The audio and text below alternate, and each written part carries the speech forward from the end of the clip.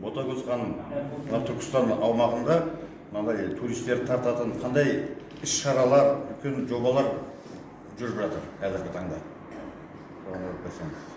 Бүгінгі таңда енді жеке инвестиция инвесторлардың көмегімен деп айтуға болады. Үлкен ірі жобалардың бірі Ыскақ су каналы.